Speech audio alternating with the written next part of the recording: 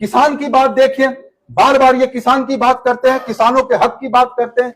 आप लोगों ने देखा कि किस तरह से किसानों को 700-750 किसान किस तरह शहीद हो गए केवल अपने हक के लिए। किस हक के लिए? जिसको इन्होंने काले कानून बनाए। देखिए उनकी ताकत, देखिए कि जो काले कानून इन्होंने बनाए थे तो इनको बाद में वापस लेना पड़ गया। क्यों वापस लेना पड़ गया? कि इनको बाद में समझ में आया कि नहीं, ये गलत है।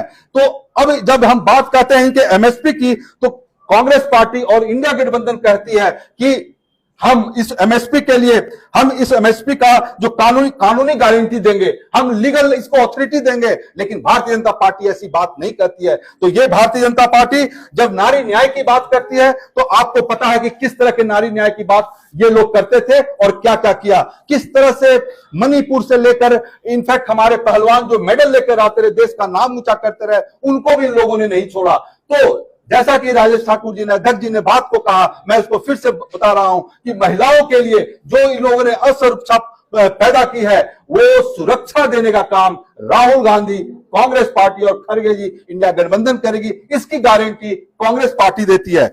उसमें बहुत सी महालक्ष्मी गरीब परिवार के मुखिया के लिए 1 लाख सालाना देने की बात कहा गया है, जिसमें कि जो गरीब गांव के लोग, महिलाएं होंगी, उनको देगी कांग्रेस पार्टी। फिर नई सरकारी नौकरियों में महिलाओं के लिए 50% कांग्रेस पार्टी इंश्योर करेगी, जो कि भारतीय जनता पार्टी घबराती है, डरती है कि महिलाएं अगर एम्पावर हो जाएगी, महिलाओं को अगर ताकत दे देंगे तो उनकी बहुत मुश्किल बढ़ जाएगी। तो ये जो 5 न्याय है, ये जो सॉल्यूशन है, जो समाधान है, जो घोषणा पर जो हमारा एक समाधान है, जो लोगों की आवाज है, आवाम की आवाज है, ये बहुत ही पॉपुलर हुआ और इतना पॉपुलर हो गया कि आज प्रधानमंत्री को बौखलाहट में अलग अलग तरह की बातें करना पड़ रहा है, समाज को बांटने वाली बातें कर रहे हैं, जो कि पहले भी करते रहे। लेकिन इस घोषणा पत्र के बाद उनको लग रहा है कि अब हम 180 से नीचे, 150 से नीचे अगर आ जाते हैं तो क्या होगा, जब हम इतने इरेगुलरिटीज, इकोनॉमिक्स का अनियमितताएं हुई हैं तो क्या होगा।